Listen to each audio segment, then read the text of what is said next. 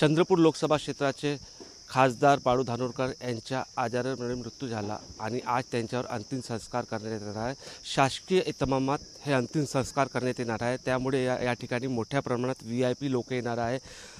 त्या कारणाने या ठिकाणी बॉम्ब स्क्वॉड देखील दाखल झाला आहे, कारण की या ठिकाणी कोणतीही अप्रिय घटना होऊ नये त्यासाठी या ठिकाणी चेकिंग करण्यात येत आहे। आणि विशेष बाब म्हणजे डॉग स्क्वॉड देखील या ठिकाणी आला आहे। त्या डॉग स्क्वॉडच्या सहारे या ठिकाणी हे संपूर्ण या परिसराची पाहणी केली जात आहे आणि विशेष व्यवस्था या ठिकाणी पूर्ण केली गेली आहे। आपण बघू शकतो पेंडाल देखील टाकण्यात आले आहे, चेअर देखील लावण्यात आले आहे। अशी प्रकारची पूर्ण व्यवस्था या ठिकाणी करण्यात आली आहे, कारण की या ठिकाणी मोठे नेते विदर्भातले मोठे नेते देखील या ठिकाणी येणार असल्यामुळे या ठिकाणी ही संपूर्ण व्यवस्था करण्यात आली आहे। कारण की खासदार बाळू धानोरकर एक अतिशय लोकप्रिय नेते होते आणि त्यांच्या सगळ्या पक्षाशी संबंध होते, त्यामुळे त्यांच्यावर तर चाहता वर्ग मोठा आहे आणि त्यामुळे मोठ्या संख्येने या ठिकाणी नागरिकांची गर्दी दिसून येणार आहे आणि VIP देखील मोठ्या प्रमाणात येण्याची शक्यता वर्तवली जात आहे। अशोक चव्हाण असेल, सुधीर मुनगंटीवार आणि विदर्भातले असे दिग्गज नेते देखील या ठिकाणी उपस्थित राहणार आहे।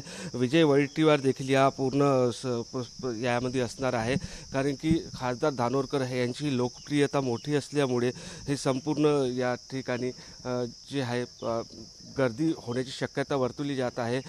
त्यामुळेच या ठिकाणी चोख बंदोबस्त देखील ठेवण्यात आला आहे आणि कोपऱ्या तो कोपरा येथून बारकीने निरीक्षण केला जात आहे की काही आहे की नाही। डॉग स्क्वॉड स्पेशल म्हटलं तर डॉग स्क्वॉड देखील या ठिकाणी आणण्यात आला आहे आणि याच पूर्ण परिसरामध्ये ही पूर्ण व्यवस्था करण्यात येते। तापमान चंद्रपूर जिल्ह्याचे तापमान खूप जास्त असतो, त्यामुळे पेंडाल, पाण्याची व्यवस्था, खुर्च्याची व्यवस्था देखील या ठिकाणी करण्यात आली आहे।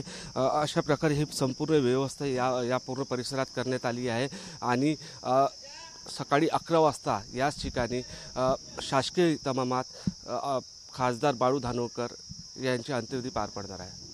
निलेश दहा, TV9 मराठी, चंद्रपूर।